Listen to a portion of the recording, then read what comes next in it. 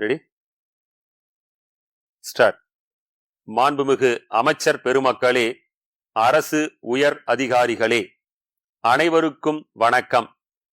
இந்த நிகழ்ச்சியில் கலந்து கொள்வதில் என்னுடைய மகிழ்ச்சியை தெரிவித்துக் கொள்ள விரும்புகிறேன். தமிழ்நாட்டு இளைஞர்களை கல்வியில், அறிவியலில், ஆற்றலில், தனி திறமைகளில் தலைநிமிர்ந்து நிற்க வைக்க தமிழக அரசால் தொடங்கி வைக்கப்பட்டிருக்கக்கூடிய திட்டம்தான் நான் முதல்வன் திட்டம். அனைத்து துறையின் வளர்ச்சி, அனைத்து மாவட்ட வளர்ச்சி, அனைத்து சமூக வளர்ச்சி என இன்று அரசாங்கத்தில் பல வளர்ச்சி திட்டங்கள் நடைபெற்றுக் கொண்டிருக்கின்றன. இங்கே இந்தியாவுக்கே வழிகாட்டக்கூடிய அரசாக நமது அரசு விளங்கிக் கொண்டிருக்கிறது. இதை அறிந்துதான் பல்வேறு தொழில் நிறுவனங்கள் முதலீடு செய்வதற்கும் புதிய தொழில் நிறுவனங்களை தொடங்குவதற்கும் தமிழ்நாட்டை நோக்கி வந்து கொண்டிருக்கின்றன என்பதை நான் சொல்லிக்கொள்ள விரும்புகிறேன். இது தொழில் வளம் இல்லை என்ற நிலையையும், வேலை கிடைக்கவில்லை என்ற நிலையையும் மாற்றுவதாக அமைந்துள்ளது. இப்படி உருவாகும் தொழில்களின் திறனுக்கேற்ற வல்லுநர்களை உருவாக்க வேண்டிய கடமை இந்த அரசுக்கு இருக்கிறது. நமது இளைஞர்களை திறன் படைத்தவர்களாக உருவாக்குதல், அதன் மூலம் தகுதியான வேலை கிடைக்கச் செய்தல் என்பது இந்த அரசின் முக்கிய குறிக்கோளாக அமைந்திருக்கிறது. அதன் அடிப்படையில்தான் இளைஞர் திருவிழா என்பது நடத்தப்பட்டது. இதில் திறன் பயிற்சிகள் அளிக்கப்பட்டன என்பதை தெரிவித்துக் கொள்ள விரும்புகிறேன். இன்று மருத்துவம், பொறியியல் போன்ற துறைகளை நோக்கி மாணவர்கள் செல்கின்றனர். வேலை வாய்ப்புகள் கிடைக்கக்கூடிய பிற துறைகளை பற்றி அவர்கள் அறிந்திருந்தால் இது மாதிரி நிச்சயம் நடந்திருக்காது.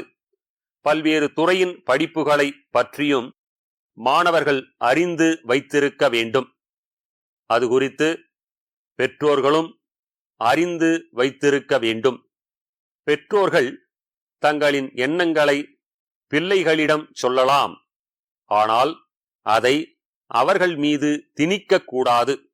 அதற்காகத்தான் கல்லூரி கனவு வழிகாட்டல் நிகழ்ச்சியை நம்முடைய அரசு தொடங்கி இருக்கிறது. இதற்கான விழாவையும் அரசு நடத்தி முடித்திருக்கிறது என்பதை நான் இங்கே பெருமையோடு சுட்டிக்காட்ட விரும்புகிறேன். நம் தமிழ்நாட்டு மாணவர்கள் திறமையில் எவருக்கும் சளைத்தவர்கள் அல்ல.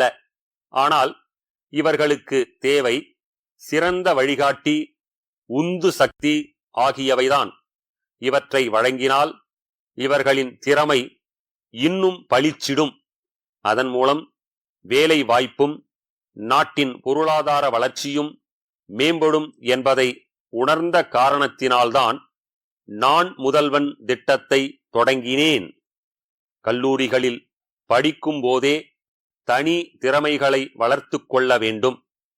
இணையதளங்களிலே நிறைய பட்டய படிப்புகள் வந்துவிட்டன.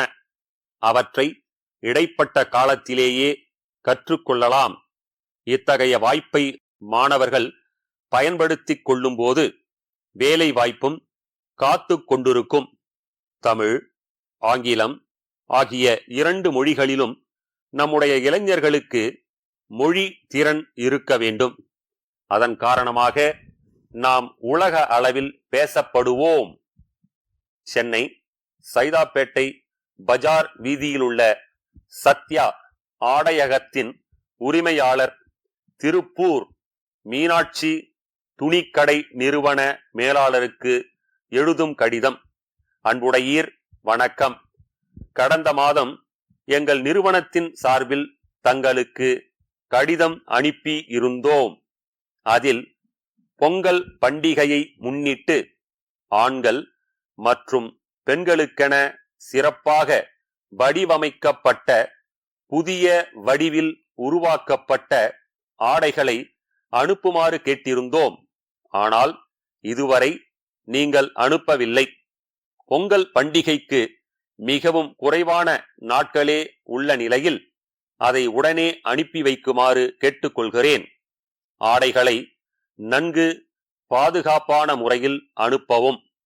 மேலும் தாங்கள் அனுப்பும் ஆடைகளுக்கான முன்பணத்தை இக்கடிதத்துடன் அனுப்பி வைக்கிறேன்.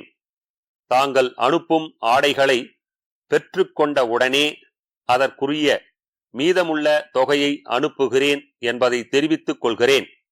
நீங்கள் காலதாமதம் செய்தால் எங்கள் வாடிக்கையாளர்கள் வேறு விற்பனை நிலையத்தை நாடும் சூழ்நிலை ஏற்பட்டுவிடும். எனவே கடந்த ஆண்டு சரியான நேரத்தில் சரக்குகளை அனுப்பியது போல் இந்த ஆண்டும் குறித்த நேரத்தில் அனுப்பி வைக்குமாறு கேட்டுக்கொள்கிறேன். தங்கள் ஆதரவை என்றும் நாடும் தங்கள் நம்பிக்கையுள்ள